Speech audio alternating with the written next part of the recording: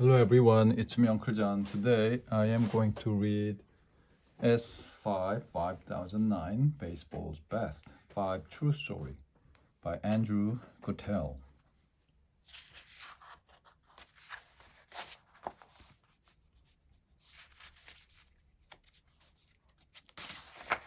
The Hall of Fame. Every year hundreds of thousands of people visit Cooperstown, New York. What makes this quiet little town so special? It's the home of the Baseball Hall of Fame, a museum that honors more than 200 of the greatest stars who ever played the game. Each of these home run hitters, record breakers, and World Series winners has a story that got him where he is in the Hall of Fame. Here are 5 of those stories: thrilling, incredible, and absolutely true. Chapter 1: The Babe Calls His Shot. It's the third game of the 1932 World Series. The mighty New York Yankees have come to Chicago to play the Cubs. The Yankees have already won the first 2 games of the series. The Cubs must win today if they are to have any chance at all of becoming world champs. 50,000 loyal Cub fans pack Wrigley Field. They know that the Yankees and the fans heckled and embarrassed the Cubs in New York. Now it's their turn. The Chicago rooters have prepared a nasty welcome for the Yankees, and especially for the greatest Yankee of them all, Babe Ruth. George Herman Ruth has been playing Major League Ball since 1914. As a pitcher, Babe helped hurl the Boston Red Sox to 2 world champs. But what really catches everyone's attention is his hitting. Babe can sock a baseball out of sight. When Ruth is traded to the Yankees, he moves from the pitcher's mound to the outfield and takes New York City by storm. So many fans want to see him play that after a few years the team builds a new, bigger ballpark. In the very first game there, the Babe drilled a game-winning homer into the upper deck. No wonder everyone soon starts calling Yankee Stadium the house that Ruth built. The Ruth is baseball's first superstar. His cocky and confident style has made him the most colorful player ever to step into the batter's box. But some claim that he is getting old and is no longer the player he once was. Fans wonder whether he will be able to make the difference in this crucial game. Now, as the Yankees take the field in their showdown with the Cubs, the crowd boos Ruth, but the Babe just laughs. He and teammate Lou Gehrig take batting practice. As the Cub fans watch, the 2 sluggers knock one ball after another into the bleachers. They show up Yankee power makes the fans madder. When the Babe trots out to left field to warm up, the fans hurl lemons at him. "Get off the field, old-timer," they shout. The game begins. In the very first inning, Ruth shows what he's got left. He smacks a home run to put the Yankees ahead 3-0. But the Cubs fight back. In the 4th inning, a Cub batter hits a sinking line drive to left field. Babe races in and tries to catch the ball before it bounces. To the delight of the crowd, the ball rolls past him for a double. That helps the Cubs tie the score. Suddenly, the outcome of the game and the series is in doubt. In the 5th inning, Ruth is again at bat. The crowd is roaring at him. The Cub players are shouting from the bench. 2. Ruth looks up at the stands, calm and cool as ever. The first pitch from Charlie Root is a strike, but Ruth does not swing. Instead, he holds up a finger as if to say, "That's one." Soon Root zips another strike past Ruth. Now Babe holds up two fingers, one more strike to go. Crowd is really going wild. Ruth shouts something at the Cubs bench. He seems to be pointing to a flagpole in the center field bleachers. It's as if he's saying to the pitcher, I'm gonna drill the next ball you throw into the bleachers and you can't stop me. Ruth steps back into the batter's box. Ruth goes into his windup. He pitches. Ruth swings and there is a loud crack. The ball blasts up Ruth's bat like a rocket. It soars to center field. The ball sails into the bleachers and lands a few feet from the flagpole. It has gone just where the Babe said it would.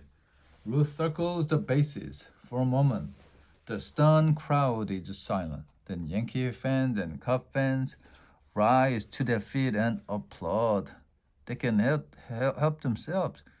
Ruth has performed an incredible feat. Does any other player have such nerve or talent? He has challenged the Cubs and the fans and won. The Yankees go on to take the game. The next day, they win again to sweep the series. Suppose you hadn't connected, a reporter asks Ruth after the game. I never thought of that, says Babe. I surely would have looked like a fool. So many years have passed since the Bambino hit that one in a million homer. Now it has become part of legend. One of the best sports stories ever, but many fans and baseball historians still wonder. Did Babe Ruth really call his shot? In the noise and excitement, it was hard to know for certain. In 1932, there was no TV. No one can look at the instant replay to decide. The only proof is a home movie taken by a fan in the stands that day. It shows for certain that the Babe was up to something in the batter's box. But exactly what was he doing, that remains a mystery. Even the players on the field disagree about what happened that day. Cubs pitcher Charlie Root says, if he had tried to show me up like that, I would have knocked him on the seat of his pants. But many of Root's teammates insist that he called his shot. Of course, only one man knew for sure what happened that day. That was Babe Ruth himself. But Babe never did set the record straight. He loved to tell people how he called his shot, but the story did change a little every time he told it. Sometimes he hinted that he didn't call it. All I wanted to do was give the ball a ride out of the ballpark anywhere, he told one reporter. Well, maybe Babe Ruth called his shot and maybe he didn't. Either way, one thing is certain. The Babe stepped onto the field that day in Chicago with two things in mind. He wanted to have a little fun and he wanted to give the fans their money's worth. And that's just what he did. Chapter 2, Jolting Joe's Amazing Streak. May 15th, 1941. The seats at Yankee Stadium are filled with nervous fans. The season is a month old, and the Bronx Bombers are struggling. The team is stuck in fourth place. To make matters worse, Joe DiMaggio, the star Yankee outfielder, is in a hitting slump. Joe has been with the Yankees since 1936, when he was 22 years old. After 5 years, he's one of baseball's best all-around players. The sizzling line drives DiMaggio hits on him the nickname Jolting Joe. As the fans settle into their seats, they wonder, will today be the day Joe snaps out of his slump? In the first inning, they get the answer. Joe steps up and rips a single to left field. The Yankees end up beating the Chicago White Sox. The hometown crowd is happy, but there is something they do not know. They have witnessed the start of the most amazing batting streak in baseball history. The next day, Joe smacks a triple and a home run. With each passing game, Joe gets at least one hit. After 3 weeks, he has hit in 20 straight games. Fans everywhere begin to notice Each day they check the newspapers to see if Joe has gotten a hit. Is he going to set a new major league record? To do that, Joe will have to go one better than George Sisler, who hit in 41 straight games in 1922. Sisler has held a modern record for almost 20 years. But when DiMaggio's streak soars past the 35 games, fans realize that he may shatter Sisler's mark. Sisler himself says, "If anyone ever breaks my record, I hope it's Joe." On June 29th, the Yankees are set to play a doubleheader against the Washington Senators. Joe needs a hit in each game to break the record. Over 31,000 fans have come to see if Joe can make it. They sit in blistering heat, but even when the temperature climbs to almost 100 degrees, Joe keeps his cool. In his third at bat of the first game, he doubles that hit ties the record. Between games, Joe tries to take it easy in the clubhouse. Then the second game starts. One more hit, and DiMaggio will break the record. The pressure on Joe is tremendous. As Joe returns to the dugout, he makes a terrible discovery. His favorite bat is missing. It has been stolen by a fan hunting for a souvenir. Whenever Joe has had one last chance to keep the streak going, that was the bat he used. The bat was just right for me, says Joe. I like the feel of it. Joe tries one of his other bats and pops out in the first inning. When he gets up in the third, he hits a weak grounder for another out. Is Joe still thinking about his missing bat? Yankee right fielder Tommy Henrich offers Joe his bat. "Maybe my bat will change your luck," he says. But Joe decides to stick with the one he's been using and pops again. Now it's seventh inning. This may be Joe's last chance to keep the streak alive.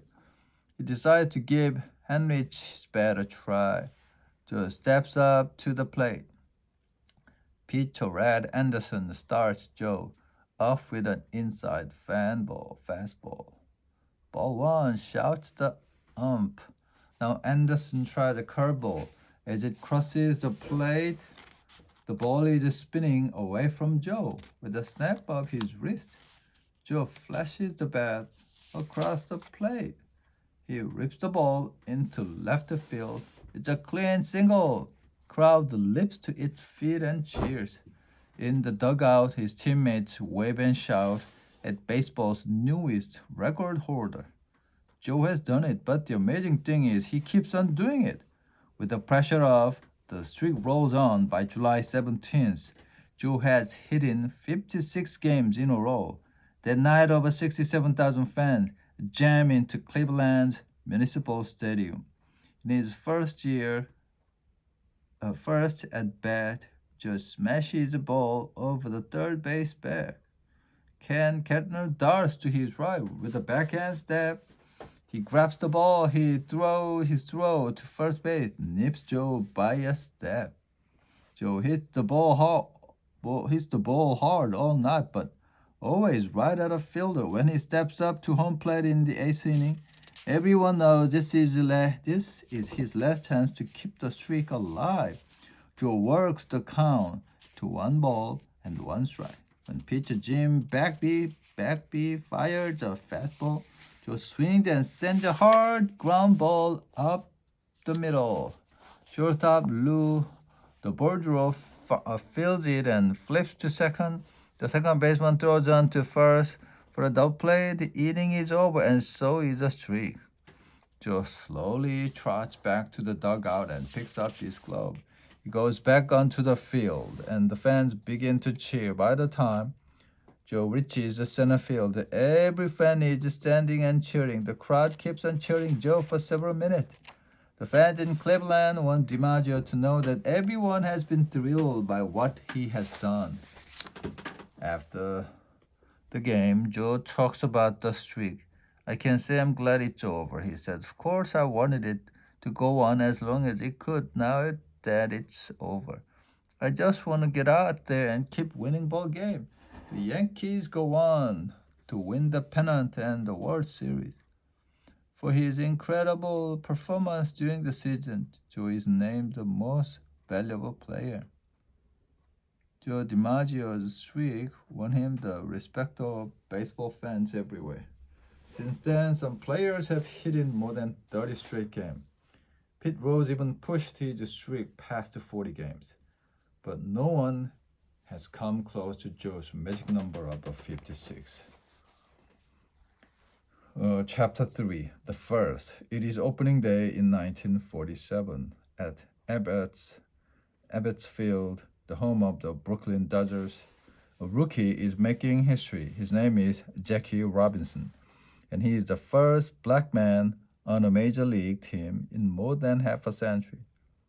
When pro baseball began, a few black men played with white players. But over the years, that stopped. By 1900, team owners decided that Major League Baseball will be for whites only. Black players are forced to start their own teams and play in separate leagues. Black teams have always had some great players in their lineup.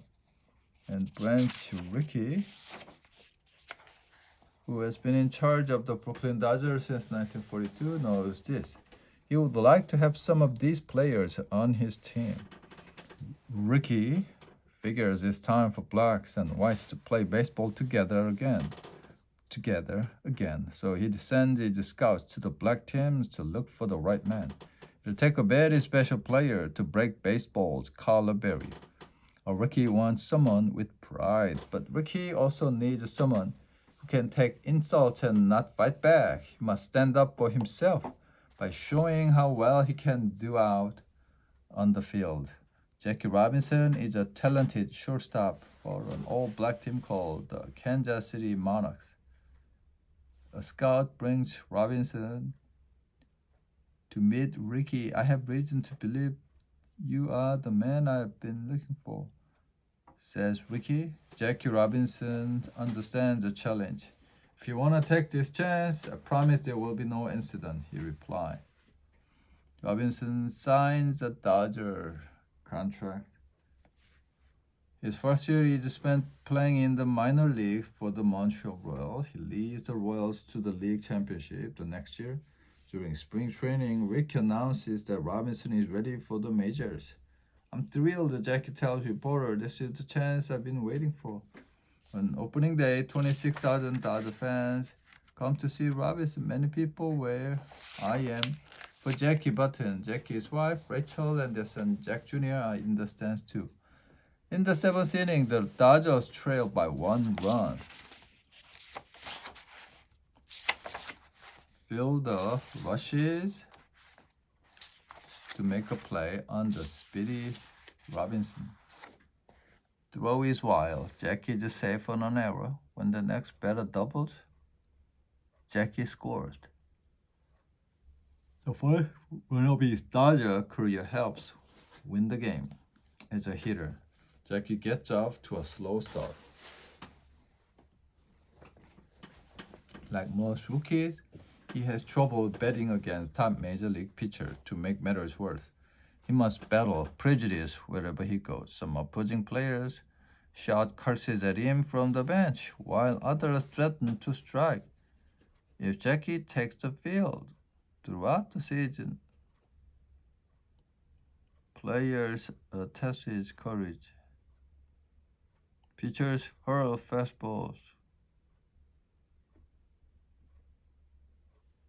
dangerously close to his head.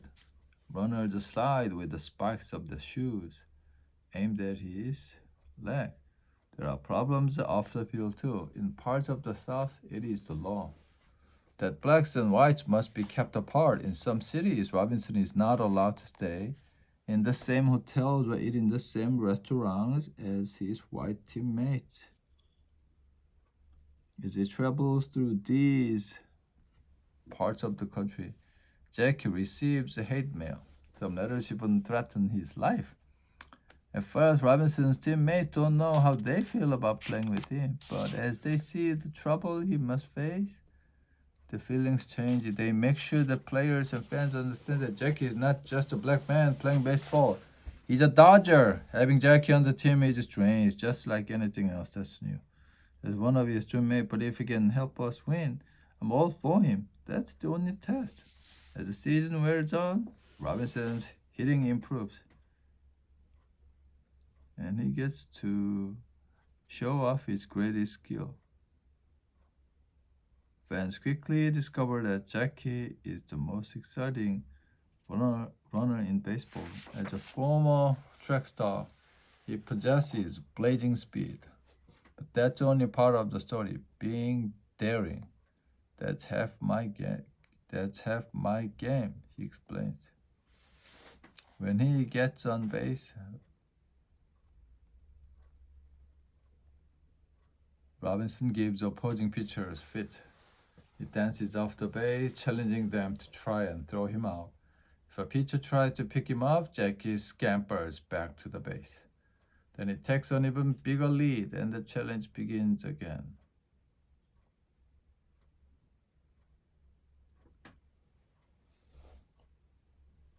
When a pitcher ignores him, he steals the base. As the months pass, Jackie gains respect. In spite of the pressures he faces, he has a brilliant season. He leads the league in stolen bases, and he is second in runs scored. Dodgers win the pennant, and Robinson is voted Rookie of the Year. Robinson's career lasts to 10 years. During the time, the Dodgers win 6 pennants and 1 World Series in 1956. Robinson announces he is retiring. I'm glad my last season with the Dodgers was a good one, says Jackie. Maybe I have another good season or two in me. But at 38, you never know. I'm glad I'm ending strong. Jackie Robinson had to wait until he was 28 years old to get a chance to play in the major league. As a result, his career statistics do not match those of most great ball players. Others scored more runs and won more pennants, but no one accomplished more than he did. In 1962, Jackie Robinson is honored for his achievement. On and off the playing field, he becomes the first black elected to the Hall of Fame.